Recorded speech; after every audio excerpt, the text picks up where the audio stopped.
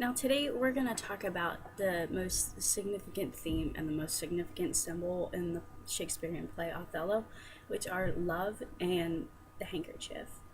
Now, to start off, Desdemona's father was originally betrayed by Othello because Othello and Desdemona had essentially eloped and had a secret marriage, which was very unheard of to disrespect the father of the bride like that in the Renaissance time period. And a little background on the Renaissance time period.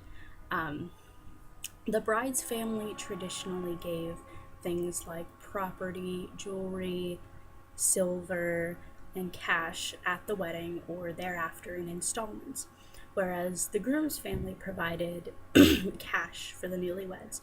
And this set up a nice safety net for the newlyweds in case one or the other would happen to die first. They would still be okay financially and be able to survive and not have to have to go back home to their parents and go off them more. They would be able to take care of themselves at this point. Divorce in the Renaissance was not an option, which is largely why Othello was drawn to kill Desdemona for believing her to be unfaithful, and it wasn't a common thing to be divorced then, and certainly not as frequent as it is now. And killing her was kind of his only way out of this marriage, basically. And infidelity also was a major problem in the Renaissance, not just in the upper class or in the lower class. This was across the social ladder a problem for everyone. Everyone knew about this. Everyone knew someone who was unfaithful or was in an unfaithful relationship. It was just the social norm then. Everyone knew this was going on, and everyone was just kind of stuck dealing with it. And even we have this idea in our head that in the Renaissance, women were very reserved and every single woman saved herself for marriage, and that really wasn't the case then.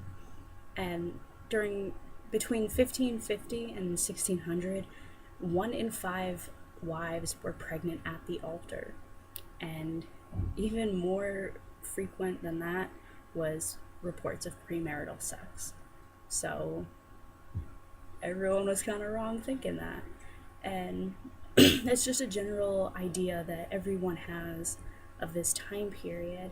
And it's weird to think about this idea because it contradicts a lot of what we were told, but it was the woman's choice of how she wanted to proceed with sex in her life.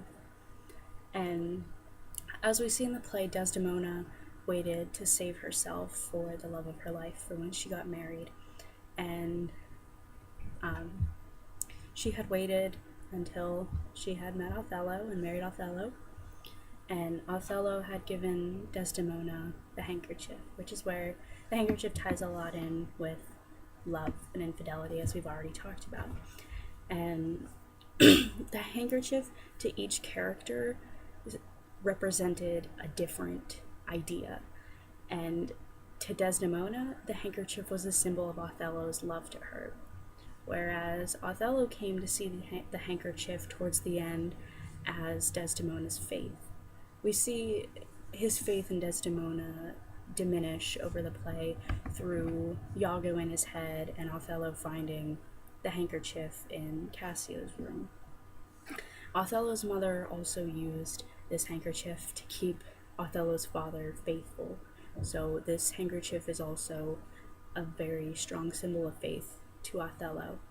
And once realizing that the handkerchief was not with Desdemona on her person, yet it was in Cassio's room, this is when Othello started to fall apart. His whole symbol of faithfulness just kind of unraveled right in front of him. And the larger picture of this handkerchief, the larger symbol here, is virginity and fidelity. Now, virginity because it was a white handkerchief with a strawberry print on it. and this here symbolizes the bed sheets after the wedding night of a virgin. And it also represents the fidelity, also through symbolizing the bed sheets. And like I said, to each character, the symbol of the handkerchief is different, but in a larger retrospect, if you're looking at the whole picture of the handkerchief, it is largely virginity and fidelity.